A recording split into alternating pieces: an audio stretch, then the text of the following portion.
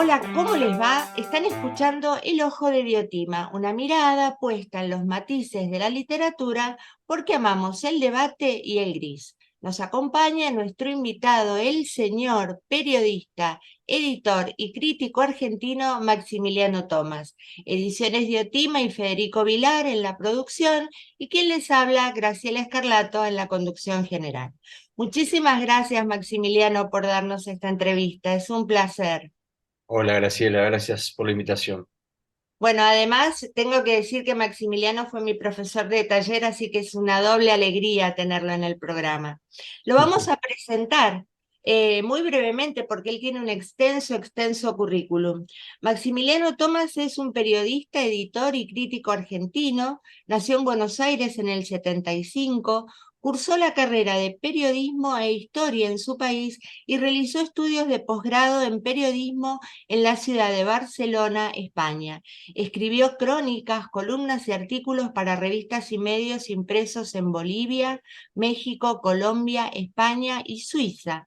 En 2005 creó el suplemento de cultura del diario Perfil de Argentina, que dirigió hasta fines de 2011. Programó el área de letras del Centro Cultural General San Martín de Argentina desde 2013 y hasta 2020. En 2017 debutó como conductor televisivo junto a Eugenia Sicabo en el programa de libros Bibliómanos. Actualmente dicta talleres de lectura y escritura. Compiló y tradujo los relatos del escritor estadounidense Vila Carter, La belleza de aquellos años, que está en Mar Dulce y que les recomiendo que la lean porque es hermosa, esa colección de cuentos, y también la novela Una dama perdida, también está en Mar Dulce, que también es excelente. Bueno, Maximiliano, yo quería empezar preguntándote acerca de qué es un crítico, ¿no? Porque la gente lo asocia a la función de un juez, pero yo presiento que es más bien un lector especializado. ¿Vos cómo definirías ese trabajo de crítico literario? Bueno, depende el perfil que tenga el crítico, depende dónde escriba, depende para quién escriba. Para empezar, es un oficio, una profesión, creo yo, si no casi inexistente en retirada, ¿no? No conozco muchos críticos que hagan crítica en la actualidad. El trabajo de un crítico tiene básicamente dos tribunas o dos lugares donde se puede desempeñar. Una es los medios de comunicación, y en ese sentido me refiero a que hoy por hoy es casi inexistente. O sea, es un oficio que tuvo un rol muy fundamental en la tradición literaria argentina, con picos de relevancia en la década del 50, en la década del 60, principios de la década del 70, y que lentamente fue declinando hasta digo, los medios de comunicación terminar casi prescindiendo de esa tarea. O, en otro momento podemos pensar las razones o las causas o qué fue lo que reemplazó ese trabajo. El otro trabajo del crítico obviamente se puede desplegar en los libros, ¿no? En los libros impresos. Creo que ahí es donde sobrevive la mayor parte del trabajo de los críticos importantes que hay en la Argentina. Y la otra parte es en la docencia, ¿no? Pero creo que el rol público, tal vez, del crítico, el que llega a la gente del común o al lector común, se ha replegado o ha sido de alguna forma reemplazada o dejada de lado. Creo que un crítico tiene que tener para existir una tribuna, si no es alguien que habla en el aire y que no, si un crítico no tiene lectores, no existe, ¿no? Si no tiene lectores sobre los cuales ejercer cierta influencia, su trabajo público no existe. Hay otro trabajo más privado, más personal y más, si se quiere, diferido su efecto en el tiempo, de un crítico, que es la generación de saberes nuevos, ¿no? Y eso más frecuentemente se da en clases o en libros. Un crítico puede ser alguien y en este sentido trato de responder a tu pregunta, son muchos los roles del crítico. Hay una tradición que piensa a la crítica como una de las bellas artes o como, como un arte en sí mismo. Yo estoy de acuerdo con eso. Me parece que la crítica literaria bien ejercida es un arte en sí mismo, que un crítico no necesariamente tiene que ser un escritor o no necesariamente tiene que ser un creador de ficciones. Hay muchísimos críticos que han sido al mismo tiempo escritores, como, no sé, algún nombre rápido, Susan Sontag, y hay otros críticos que han sido solamente críticos, como Roland Barthes o como Beatriz Arlo, en la Argentina, ¿no? Hay otros que han ejercido ambos terrenos, Ricardo Piglia, por ejemplo. Eh, Creo que el crítico es un creador de saberes nuevos, puede serlo, no lo es necesariamente, pero puede serlo. Por un lado, o sea, podría, respondiendo a tu pregunta, podría ser tan importante como un escritor de ficciones, podría ser un creador de saberes nuevos, es decir, sin la crítica, en parte tampoco se construye un canon, entonces, sin la crítica, sobre todo la crítica académica o la crítica que ejerce su trabajo a través de los libros, no se piensa, no se reflexiona profundamente sobre el arte literario, entonces el trabajo del crítico es muy necesario. Y después está el crítico como, eh, si se quiere, guía, ¿no? Para un público amplio, que es este rol que yo te digo que está en lenta declinación, ¿no? Por el rol marginal que hoy cumplen los medios tradicionales en la difusión, por ejemplo, de un arte como la literatura. Un crítico puede ser un prescriptor, ¿no? Como un médico, alguien que a través de sus lecturas y a través de su digestión de la lectura pueda ejercer cierta influencia sobre los lectores o sobre los compradores de libros para leer o dejar de leer ciertos títulos, ¿no? Entonces, todas esas funciones para mí ciertamente fundamentales, son las que puede, y otras, y tantas otras, son las que puede cumplir un crítico literario. Ciertamente se extraña en los medios el tema de la crítica literaria porque, primero porque están las redes sociales, Ujú. después porque hay mucho para leer, hay muchos editores, muchos escritores que están publicando, muchas veces se publica todo, no se corrige y entonces es como una selva un poco indiscriminada de publicaciones y es complicado para el lector llegar a los buenos libros, ¿no? Em, bueno, como también te quería preguntar que como periodista estás haciendo actualmente la contratapa del diario La Nación y esas notas, ¿no? Como las de Forn en su momento en página, se terminan volviendo legendarias porque son testimonios de un momento de la cultura. Yo te quería preguntar cómo es la cocina de una columna, cómo elegís y descartás los posibles materiales o temas a tratar o qué te interesa fundamentalmente para armar esa columna. Bueno, gracias por la comparación. Lo de legendarias corre por tu cuenta. Yo estoy un poco acostumbrado a hacer este trabajo, solo que tal vez en otros momentos no tenía la misma visibilidad. Yo dirigí durante casi 8 años el suplemento de cultura de perfil que había creado y todas las semanas escribía una columna. Solo que esa columna estaba dentro del suplemento de cultura, entonces probablemente la leía menos gente, la leía un grupo reducido de gente, mayormente del campo literario, ¿no? Después creo que escribí durante 4 años en La Nación también, en la web, en unas columnas que aparecían en la home, que eran muy, creo yo que eran muy leídas precisamente porque aparecían en la portada de el Diario de la Nación. Escribí durante 4 años, mayormente notas sobre libros, pero en general también sobre cultura. Y ahora, desde hace un año, volví a escribir para La Nación en otro espacio que tradicionalmente hubiera sido más relevante que la columna esta que te menciono en la página web, porque es la contratapa del diario, pero que yo no sé si se lee tanto como la que aparecía en la home, en la portada de la web del diario. No tengo números ni rating de las notas, pero es cierto que el diario en papel hoy se lee mucho menos, ¿no? que hace unos años.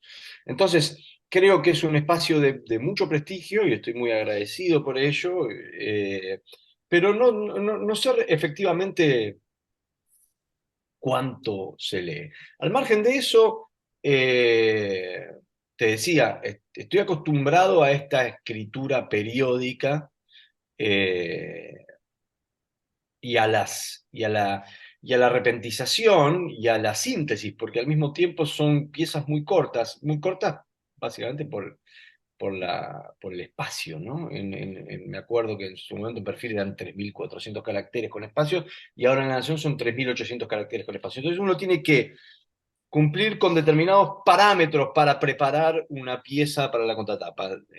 Yo solo escribo sobre libros o sobre literatura, ¿no? No me suelo meter en otros terrenos. Entonces, de ese gran recorte que hago, tengo que escribir sobre algo que tenga algún tipo de enlace o vínculo con la actualidad, alguno, aunque sea medio rebuscado. Después tiene que ser algo que a mí me interese, y después tiene que ser algo sobre lo que yo tenga alguna cuestión para decir, ¿no?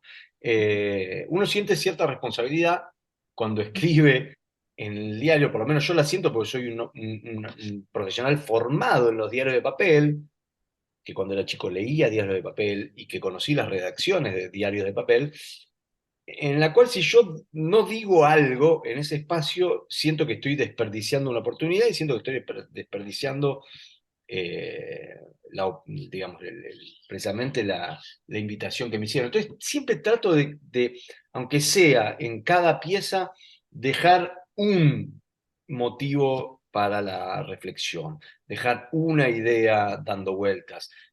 En el mejor de los casos, más de una, o en el mejor de los casos, incluso molestar a alguien, fastidiar a alguien o generar alguna polémica, ¿no? De acuerdo al tema que toque, de acuerdo a las ideas que tenga, es muy difícil tener ideas Mm. buenas Todas o las nuevas semanas. todas las semanas. Es realmente muy difícil, más aún cuando, habiendo escrito más de 10 años una pieza así, ya la mayor parte de las cosas que tenía para decir ya las dije, ¿no? En general las dije incluso más de una vez, o sea, mis opiniones sobre ciertos tópicos, ciertos autores. Ya escribí sobre todos los autores que más me gustan, digamos, dije, creo, muchas de las cosas que tenía para decir. Y ya te digo, tengo ideas para hacer textos mucho más largos que no cabrían dentro de una contratapa. Entonces las contratapas es un tiro, tenés una bala de plata y tenés que aprovechar ese espacio tan relevante que te dan para decir algo sobre un tema relevante, importante, que apele a una buena cantidad de lectores, porque no es la sección cultura, es la contratapa del diario. Entonces, alguien que quizá no lee todo el tiempo, o alguien a quien quizá no le interesa necesariamente la literatura, tiene que ser seducido o invitado a leer por esa nota. Hoy, por ejemplo, viernes, publiqué una contratapa breve que se llama Una deuda con Borges, donde aprovecho el Día del Lector, que fue ayer, Claro. para volver sobre Borges a través de la publicación de un libro relativamente nuevo que trata los años de Borges en la biblioteca. Entonces ahí tenés las dos excusas de actualidad, el Día del Lector y un libro nuevo sobre Borges, para decir alguna cosa nueva, creo yo, sobre Borges, que en mi caso es un reclamo a las autoridades nacionales eh, de la Argentina, eh, para que se reflexione sobre la posibilidad de construir finalmente algo que me parece que está faltando y que es realmente un vacío muy importante, que es que si uno quiere ir a un museo con obra, manuscritos, fotografías, objetos sobre Borges, no hay. O sea, está la Fundación Internacional Jorge Luis Borges, que es de acceso restringido y que tiene algunas cosas, está el Centro de Documentación Borges, que funciona en la Biblioteca Nacional de la Calle México, pero si viene un turista de los Estados Unidos, de Italia, de Francia, de Alemania, y dice, bueno, voy a ir al Museo de Borges y el Museo de Borges no existe. Bueno, vamos a cumplir 40 años de la muerte de Borges y me parece que es una deuda pendiente, ¿no? Que tiene el Estado Nacional con quien fuera no solo su escritor el escritor más importante de la historia argentina, sino tal vez uno de los 5 escritores mayores del siglo XX, ¿no? Ujú. Maximiliano, y a lo mejor esta pregunta es muy amplia, pero cuando tenés que evaluar un libro como lector o como crítico, ¿qué características privilegias en una novela o en un libro de cuentos? O sea, ¿qué casilleros, por decirlo así, debería llenar un libro para sobresalir, más teniendo en cuenta la cantidad de libros que se están escribiendo en este momento? ¿Qué es importante para vos en una obra de ficción, ya sea cuento o novela, que son muy diferentes, ¿no? Eso también es verdad. Sí, sí, no, porque si uno lo toma como una obra de ficción, eh, uno podría utilizar los mismos parámetros para evaluar una novela o un libro de cuentos, eh, o un libro de poemas, o una historia no ficción, una crónica periodística. Creo que los parámetros son los mismos. No, Pero poniéndome un poco pretencioso o ambicioso, yo quisiera leer siempre algo nuevo, ¿no? Algo distinto. No sé si utilizar la palabra original, porque me parece que la originalidad no existe, pero digamos, si estamos hablando de una lectura profesional, porque después uno tiene momentos personales de lectura, cada vez menos, pero existen, en donde puede elegir cosas que tradicionalmente no elija para leer, o si se quiere distraer, o quiere leer algo liviano, o quiere leer algo corto, o quiere leer, qué sé yo, una novela más por diversión o por entretenimiento, pero a la hora de trabajar, a la hora de pensar, a la hora de ejercer el oficio de crítico, de periodista cultural, la verdad que lo que yo espero, y creo que es lo que le pasa a muchos, es abrir un libro y encontrarme con algo nuevo, con algo distinto, con algo imprevisto, con algo que me sorprenda, con algo que me obligue a eh, pensar qué es esto, ¿no? ¿Qué es esto que tengo entre manos? Eh, Porque cuando uno tiene algo así entre manos, está obligado a ponerse a pensar y se despliega como si fuera una página en blanco, ¿no? Bueno, ¿qué es esto? ¿Qué es esto que no reconozco fácilmente?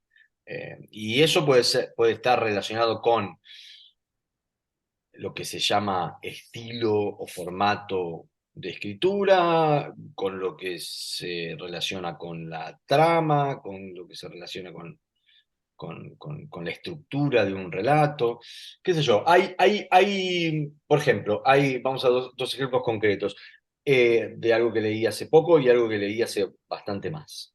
Eh, La infancia del mundo, que es una novela que publicó Anagrama de Michelle Nieva, tiene, qué sé yo, una trama, una cuenta, una historia planteada en un futuro distópico en la Argentina, una catástrofe medio natural, hay mutantes, hay inundaciones, bueno, imagina un mundo parecido al que puede llegar a, digamos, suceder si no hacemos algo con respecto al cambio climático. Ahora, ¿es distinto, es original, es diferente a otras cosas que uno puede leer todos los días? Sí, sí. Es una fantasía, es una historia de fantasía distópica, ¿no? Imagina un mundo apocalíptico. En ese sentido, hay una larga tradición de distopías, pero bueno, no sé si ubicadas en la Argentina, con mutantes y mosquitos gigantes, bueno, es una fantasía ciertamente singular. A mí no me terminó de interesar. Y de hecho está escrito de una manera un poco libre, con ciertos pasajes casi, te diría, gore y hasta por momentos pornográficos. Y no me termina de interesar porque muchas veces yo, como lector o como crítico, tiendo a privilegiar la forma, las formas de la escritura, ¿no? El grano de la escritura, y no tanto lo que un libro me cuenta, no tanto, no, digo, para ponerlo en términos que son equívocos y discutibles, pero si se quiere, más populares, la forma o el contenido, ¿no? Yo no creo mucho en la forma y el contenido, pero me interesa más la manera en que los libros están hechos que lo que los libros cuentan a la hora de ejercer esta tarea de crítico de periodista cultural, ¿no? Entonces, una distopía contada un poco a la manera, si se quiere, de copy, con ciertos rasgos lamborghinianos, ¿no? Una escritura un poco salvaje, por momentos me terminó aburriendo. Sin embargo, hace unos años agarré un libro de una tal Ariana Harvix, que se Ah, llamaba claro. La débil mental, y después agarré un libro al año siguiente de una tal Ariana Harvix que se llamaba Precoz, y ambos libros me obligaron a pensar qué era lo que tenía entre Mm, manos. Era una novela, era un largo vómito textual, era un panfleto, ¿no? Ficcional, no sé, me incomodó, me descolocó esa escritura salvaje, esa imaginación intrafamiliar desbordada. Bueno, y al día de hoy Ariana es una escritora que me interesa mucho, ¿no? mm, Me interesa mucho saber qué hace, cómo piensa, qué sigue publicando. Entonces, si tuviera que sintetizarlo, te diría eso, ¿no? Busco la sorpresa, busco lo distinto. mm, Evidentemente es lo que menos hay. También disfruto muchas veces de algo que esté bien hecho, sencillamente que esté bien hecho. Si hay una novela, un libro de cuentos que demuestra pericia, inteligencia, solvencia, imaginación, me alcanza. Me es más que suficiente para poder disfrutarla y para poder, eh, en todo caso, decir algo sobre ella. ujú. Ahora que nombraste a Ariana Harwicz, estoy pensando en su lenguaje, ¿no? Como vos decís, salvaje. Y pienso que actualmente lo que se está escribiendo, comparado con los años 60, ¿no? O antes, los años 50, 70, es un lenguaje muy, muy depurado y muy llano, ¿no? Como para llegar a un amplio público. Y estas novelas de Ariana son, se podría decir de alguna manera, muy entre comillas, un poco más difíciles de Ujú. procesar. ¿Qué Sí, pensás ese desfasaje que ha tenido el uso del lenguaje? ¿Es porque estamos menos educados los mm, lectores? ¿Es por mm. la industria editorial que busca vender más? ¿A qué lo atribuís? Yo creo que ha habido literatura trivial en todas las épocas. Ok. La verdad, creo es un fenómeno muy complejo y es como la inflación, ¿no? Me imagino que debe tener muchísimas respuestas. Eh, Dentro de los fenómenos objetivos, creo que de un tiempo a esta parte lo que sucede es que se publica mucho más. Entonces, como se publica mucho más y es mucho más fácil el acceso a la publicación y a la difusión de obras, entonces hay mucho más libro intrascendente dando vueltas. Claro. Sencillamente es eso. A ver, creo yo que la cantidad de obras originales o la cantidad de obras geniales es la misma a lo largo del tiempo y son las menos, son muy pocas. digamos, cada 1000 libros hay uno que es genial, ¿no? Y creo que ese promedio debe mantenerse a lo largo del tiempo. Lo que pasa es que antes se publicaban 10, después 100, después 1000, y ahora se publican 10.000 libros o más, no sé, en Argentina, no sé cuántos títulos, 14.000, 15.000, 20.000 títulos por año. Los libros distintos y geniales siguen siendo lo mismo, dos o tres. El resto, hay mucha más porquería dando vueltas. Después, si hay o no un empobrecimiento general de la imaginación, de la cultura, del manejo del lenguaje, habría que verlo con parámetros más objetivos. Uno tiende a pensar que sí, pero también nos movemos dentro de un ecosistema o de un fragmento o una parte de la sociedad muy restringido, ¿no? Nosotros, los que trabajamos de esto, solemos estar rodeados de gente que piensa en general, lo que se toma el tiempo de pensar, que tiene una utilización más sofisticada del lenguaje, que no es meramente comunicativa. Después, claro, uno mira un poquito alrededor y se da cuenta o escucha un poco la música que se consume o se fabrica, las películas que se filman, estos libros que se publican, las series que se difunden en las plataformas, y bueno, qué sé yo, no sé.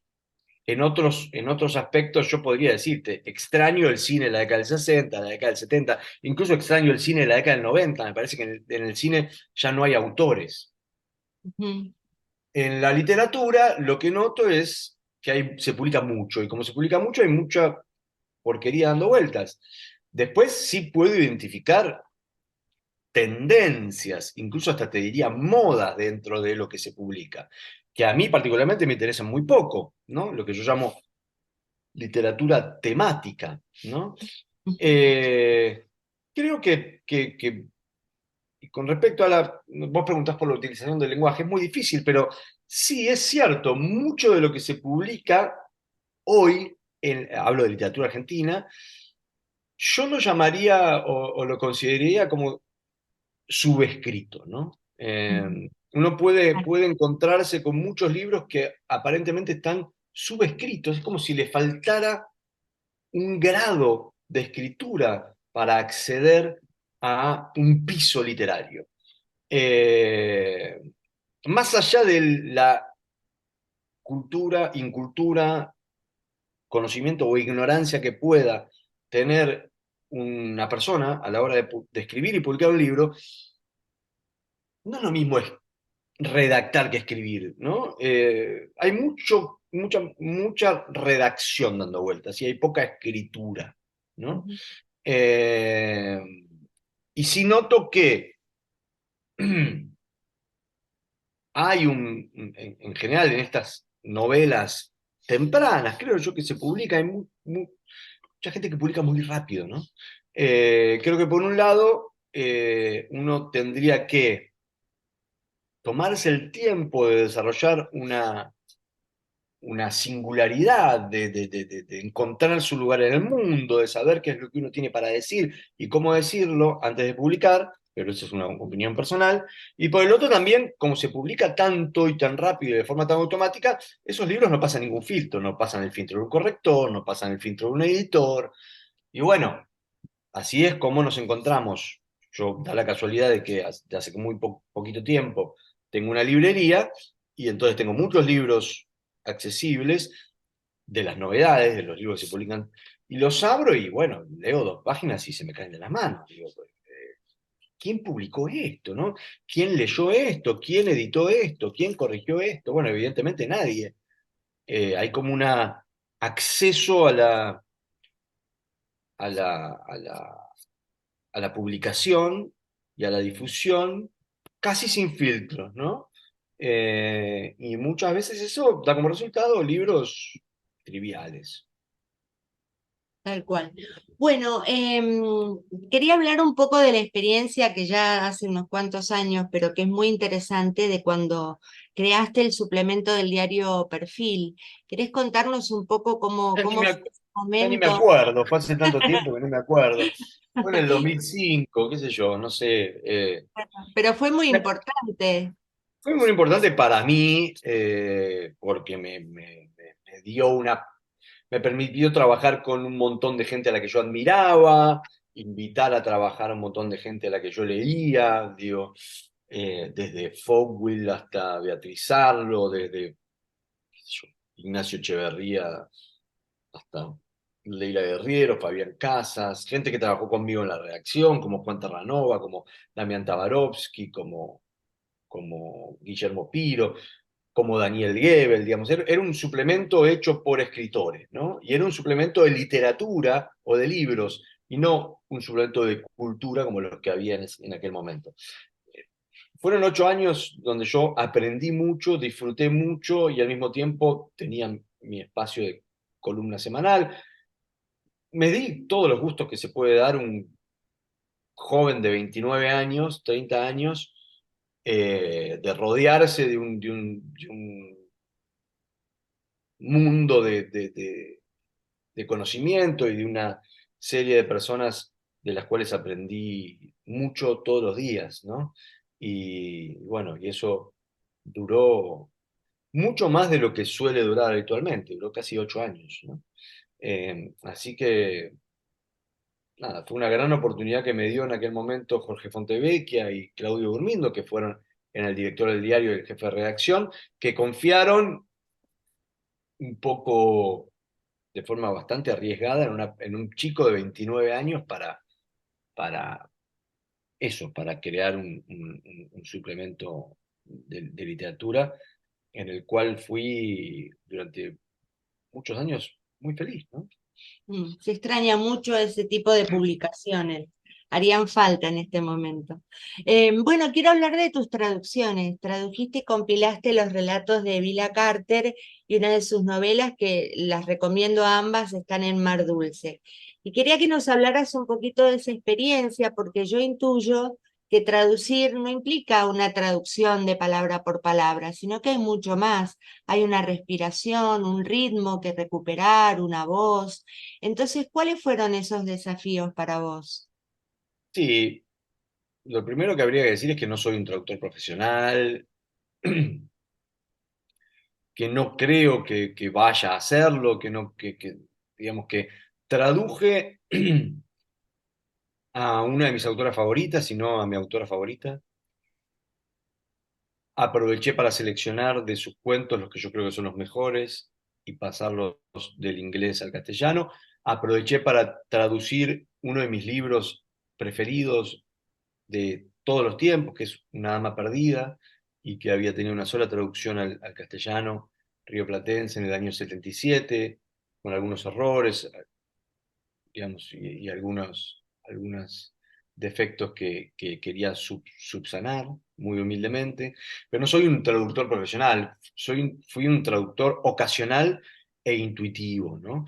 Obviamente hablo inglés, obviamente leo inglés desde muy chico, pero no tengo una formación tampoco ni como traductor ni como traductor de lenguas. O sea, estudié inglés desde muy chiquito, desde el jardín de infantes y después en colegios bilingües, y después leí mucho en castellano y leí bastante en inglés. Entonces, es un oficio que yo respeto muchísimo, no me arrogaría, digamos, el rol de traductor, solo aproveché la gentileza de Damián Tabarovsky, que es el editor de Mar Dulce, para traducir 2 libros de mi autora favorita. Y creo que ahí va a haber comenzado y terminado mi carrera de traductor, porque es un trabajo muy, muy, muy, que lleva, o por lo menos que a mí me lleva mucho tiempo, que me lleva mucha concentración, que me lleva muchísimo trabajo y que se paga muy mal al mismo tiempo. Entonces uno tiene que tener tiempo libre para hacerlo. Yo aproveché la pandemia para hacer el gran trabajo de traducción de Vila Cater, o sea, esos tiempos muertos, los primeros meses de la pandemia, en donde uno no sabía qué hacer, en lugar de maratonear series, digamos, me dedicaba a traducir a Vila Cater. Entonces, por eso digo, aproveché mucho esos tiempos muertos, largas horas, traducía 8 horas por día, 9 horas por día.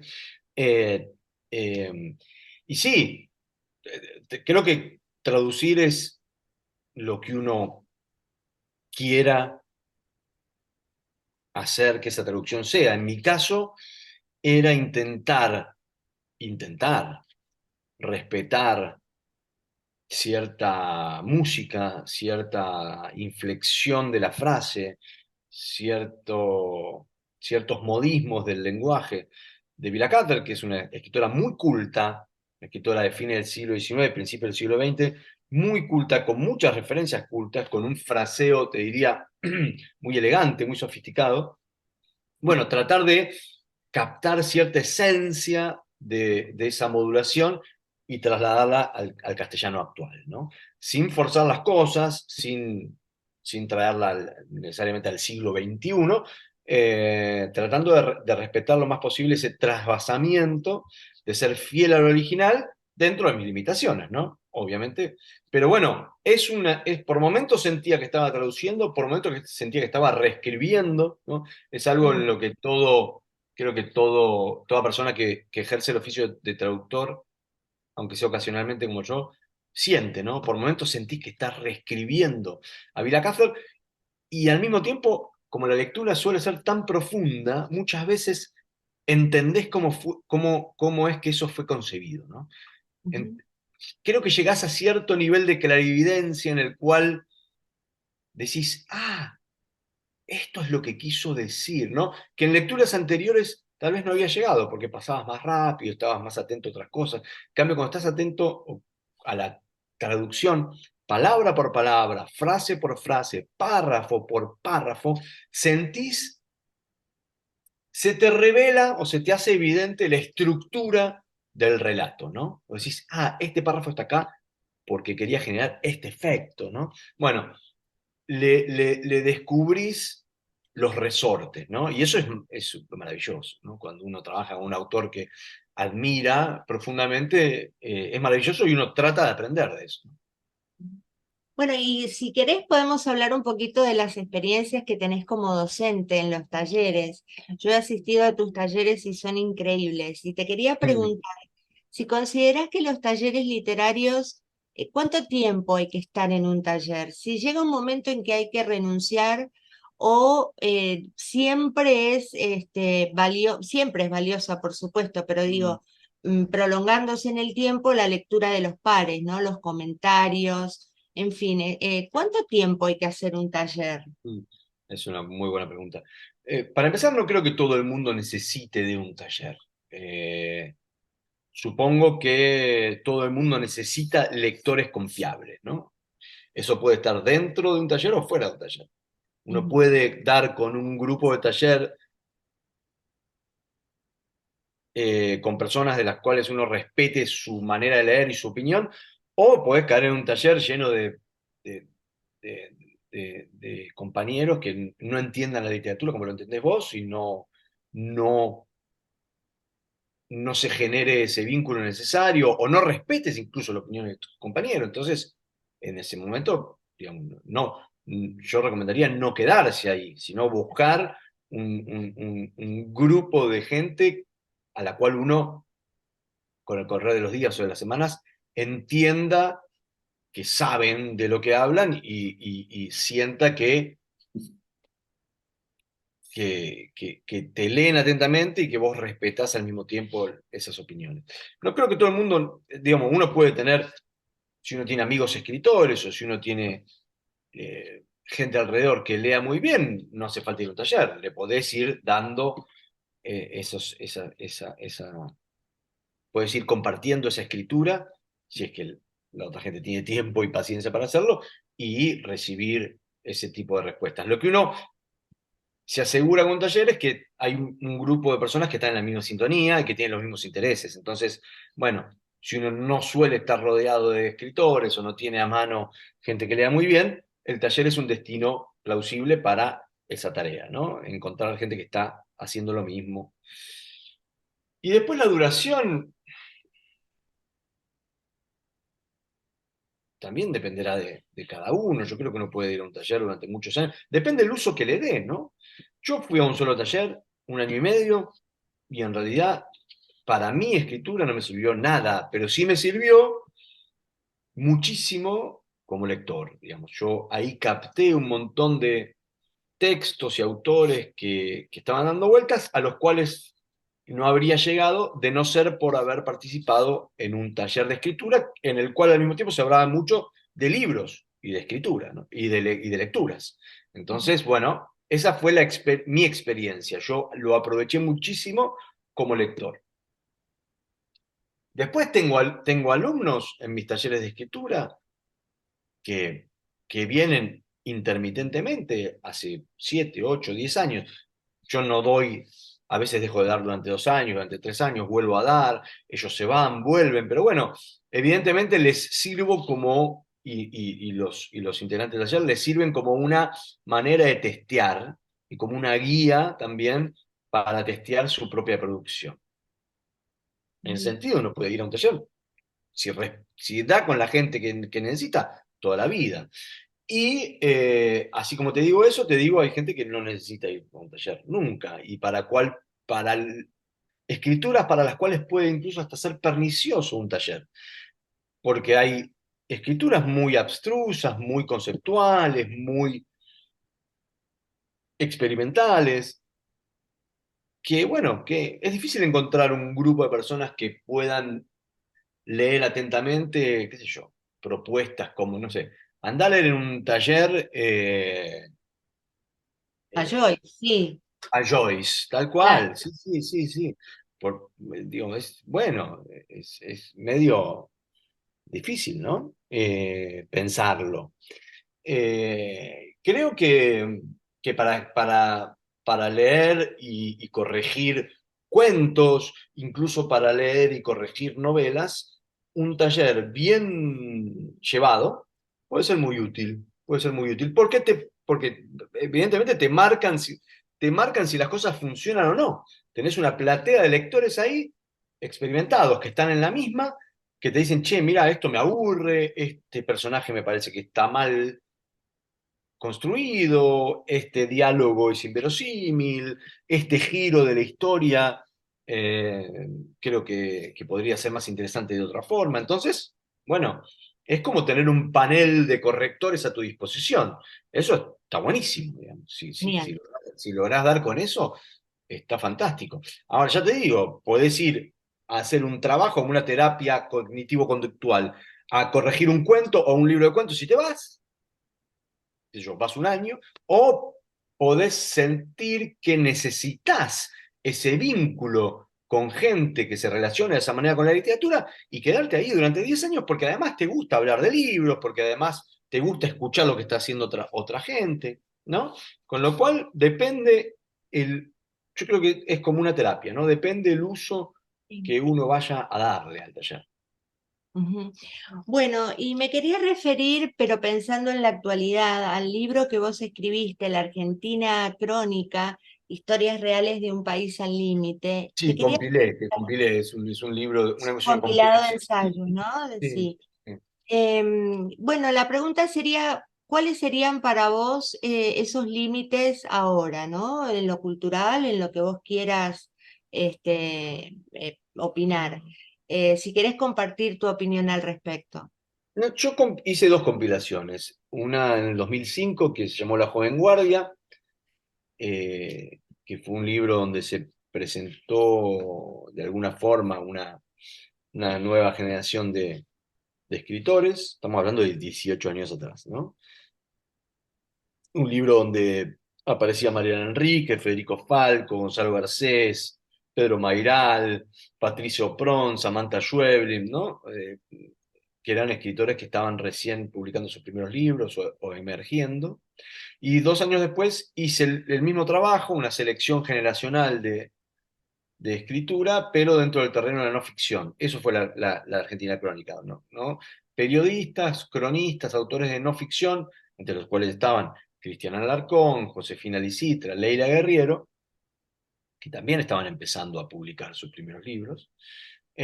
Fueron dos mapas, dos muestreos, dos libros que yo imaginé como eso, ¿no? Como una guía de nuevos autores dentro de esos territorios. Pero bueno, fueron hace mucho tiempo. La mayor parte de esos autores o quedaron en el olvido completo o son hoy grandes nombres de la literatura y el periodismo argentino, ¿no? Digo, Mariana Enríquez y Leila Guerrero. O sea, Claro, claro. sin ir más lejos, son hoy dos nombres hiper consagrados, súper que venden mucho, que son muy respetados por la crítica, y que yo al mismo tiempo también quiero y respeto mucho, pero no sabría qué más decirte. Creo que lo que hay hoy es una especie de lo que se puede encontrar hoy en cierta zona de lo que se publica como literatura, es una hibridez entre ambas prácticas de la escritura, como una difuminación de la barrera de la ficción y la no ficción, y muchas cosas se publican como si fueran novelas y en realidad son relatos testimoniales o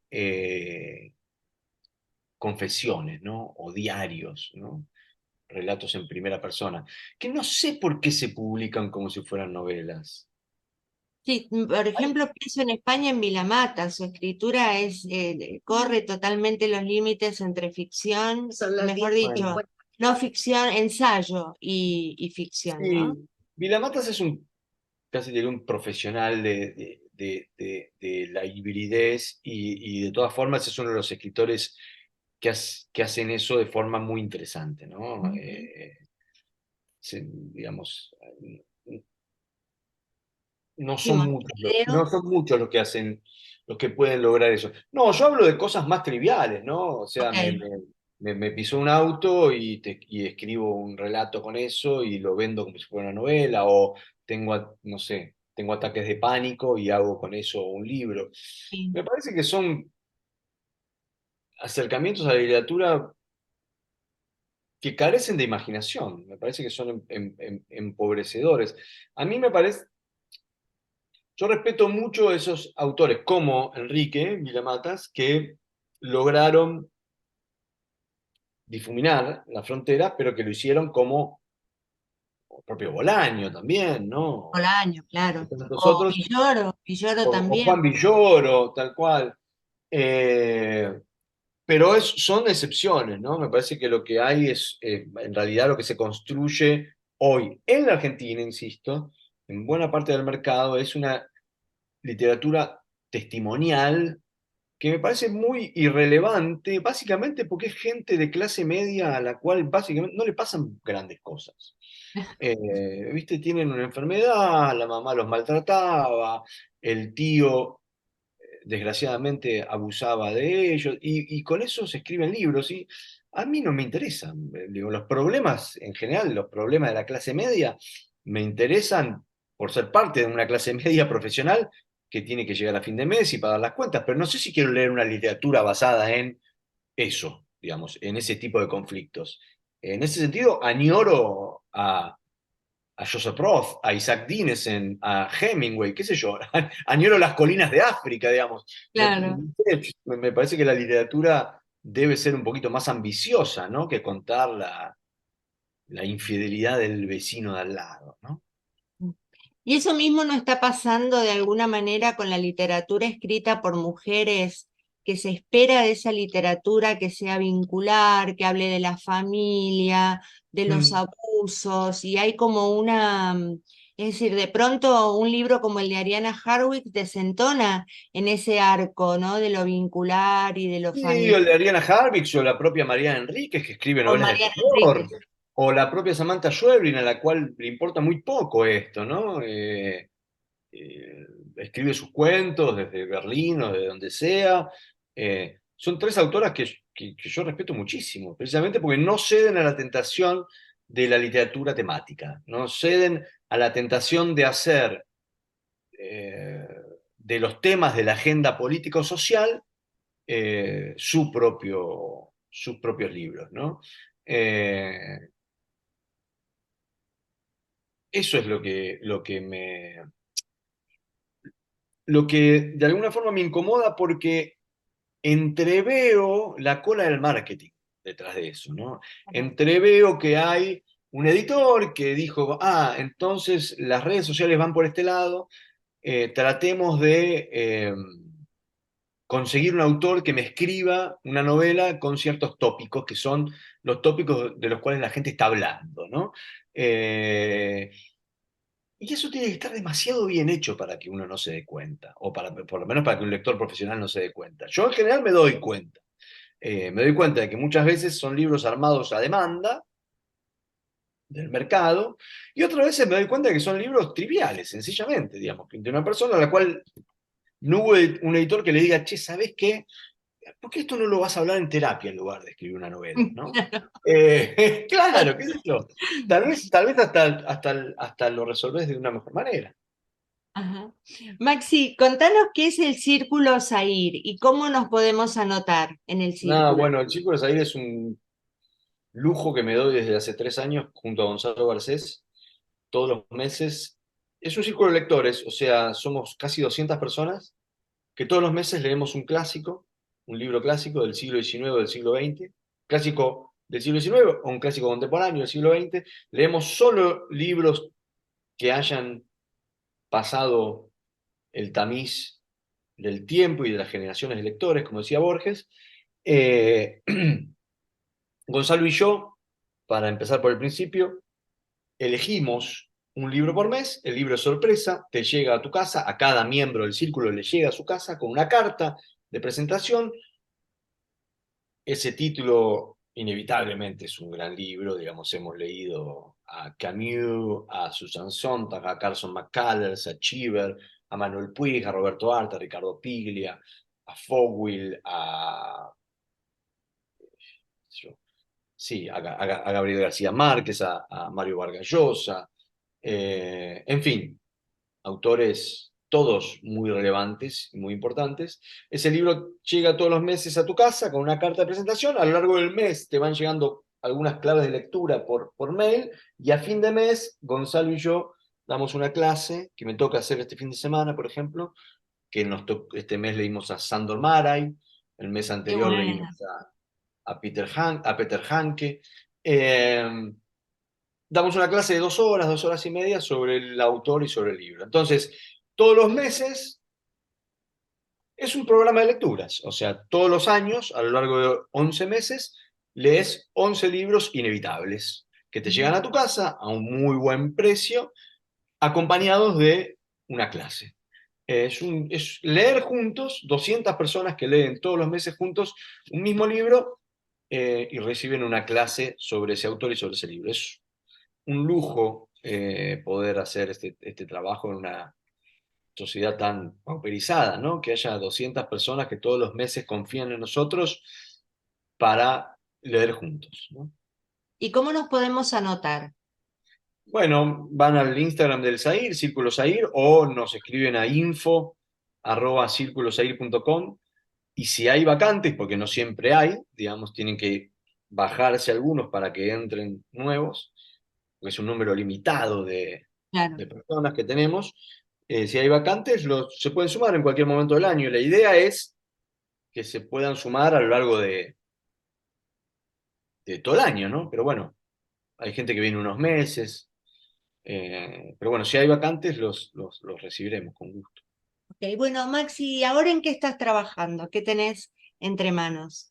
Mm, Ahora estoy haciendo muchas cosas al mismo tiempo, como siempre, Siempre.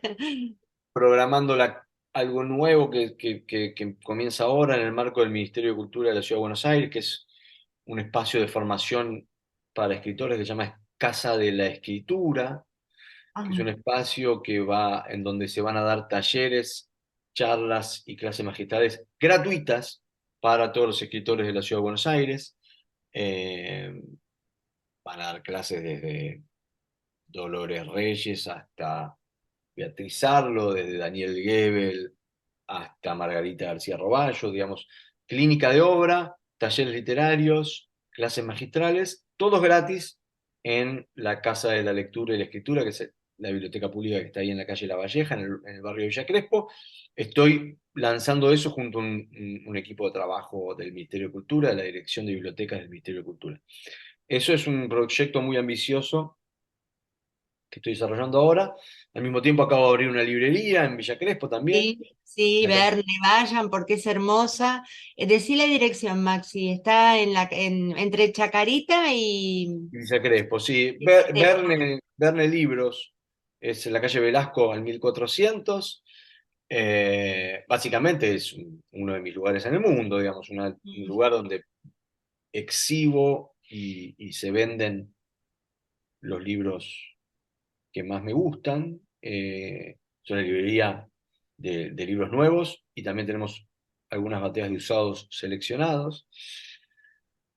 Y bueno, y cosas, nada, tengo ganas de meterme con una novela, tengo un libro de ensayos a medio escribir, proyectos que no quiero, de los cuales no quiero hablar mucho, porque siempre que hablo después no los termino de hacer. Soy mucho mejor pensando ideas que realizándolas. Soy una especie de escritor conceptual. Una vez que se me ocurre una idea, como Macedonio Fernández, ya no sé si me interesa tanto realizarla. Se me ocurrió y disfruto de la ocurrencia, más que después del hecho de sentarme a hacerla. Así Bueno, que queremos si leer hablo mucho, seguramente igualmente. después no lo voy a hacer. Bueno, qué lástima porque queremos leer la novela y el libro de ensayo. Bueno, y ya no te entretengo más, esta es la última pregunta, la hacemos en todas las entrevistas. Viste que está esta moda en los países de habla sajona de la cancelación literaria, de reescribir a Mark Twain, de reescribir a Shakespeare y expurgarlos de todo lo que sea políticamente incorrecto. ¿Te Algo leí y algo escuché, sí, no me metí muy profundamente en el tema, pero sí, la reescritura de Roald Dahl, la escritura de... Exactamente. ¿Pensás que eso en algún momento, ya que sucede en los países centrales, pueda llegar a la Argentina? Y Seguro que va a llegar a la Argentina, no tengo oh, ninguna duda. Yo, mirá, en el año 2006 fui a hacer un taller a la Escuela de Gabriela García Márquez, a la Fundación Nuevo Periodismo Iberoamericano. Y una noche salí con mis compañeros, todos latinoamericanos, a un bar, a un boliche, y empezaron a pasar una música atronadora, desagradable, que yo no había escuchado nunca en mi vida. Digo, ¿qué es esta basura que está sonando? Y todos mis compañeros estaban muy entusiasmados y bailaban, ¿no? Y disfrutaban. Y yo con mi formación porteño rockerocéntrica, ¿no? Decía, ¿qué es esto? Me dijeron, esto se llama reggaetón, año 2006. Y yo dije, ah, qué bueno, porque esta porquería no va a llegar nunca a la Argentina. Bueno, me parece que me equivoqué. Así que seguro que todo lo que ande dando vueltas por, en algún momento lo vamos a importar. Y estoy claro. seguro que vamos a importar si es que no están sucediendo ya, ¿no? Sí, con la Si es que- autocensura incluso, ¿no? Porque para que te exacto, publiquen, por exacto. ahí no hay que ser muy Sí. políticamente incorrecto. Evidentemente estoy en desacuerdo con eso. De eso me parece que no hay mucho para decir. Digamos, una obra fue escrita de la forma en que fue escrita y un lector contemporáneo decide si leerlas con ojos del siglo XXI o con ojos del siglo XIX o con ojos del siglo XX. Y en todo caso, lo mejor que se puede hacer es que los lectores decidan, digamos. Si no quieren leer Lolita, que no lean Lolita, digamos, punto. Ahora, ¿por qué alguien se pondría a corregir, a editar o a reescribir a Nabokov, digamos? Me parece tan absurdo como, bueno, también se ha hecho, ¿no? Como ponerle velos u hojitas de parra a los genitales de las, De las de las obras, estatuas. de las obras del Renacimiento, ¿no?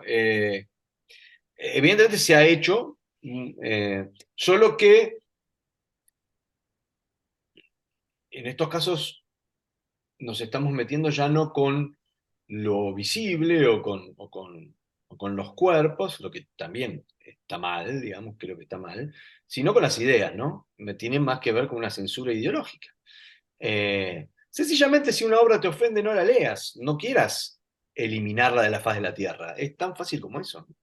Así, además es un proceso que creo yo que tiene que ver con reescribir la historia, ¿no? No sucedió el racismo, no sucedió Claro. la violencia del patriarcado, y lo notable es que antes eran los editores los que pedían que no hubiera censura, y ahora este movimiento está promovido por las editoriales, ¿no? Por los editores y bueno, y también por los gobiernos. En Florida, viste Sí, lo que está pasando, que están prohibiendo libros en las escuelas, en fin. Como una tendencia muy, muy preocupante, por eso que vos decís que todo llega finalmente ¿cómo acá. es el capital también, no? Porque es el miedo de los departamentos de ventas comerciales y de marketing de las editoriales de que alguien se ofenda e inicie una campaña en contra de la editorial que la haga llegar a la bancarrota. Entonces, por las dudas de que alguien se ofenda por haber publicado a Nabokov o a Roald Dahl, entonces decidimos modificar esas obras, ¿no? Con la anuencia, por otra parte, de muchas veces de los herederos de esos autores, que Exactamente. también tienen su responsabilidad, ¿no? O sea, sí, sí, borren estas cuestiones ofensivas de la obra que escribió mi padre para poder seguir cobrando las regalías. Bueno, en el fondo, ¿qué es? En el fondo es el capital, ¿no? La gente buscando maximizar sus ganancias y evitar pérdidas, ¿no?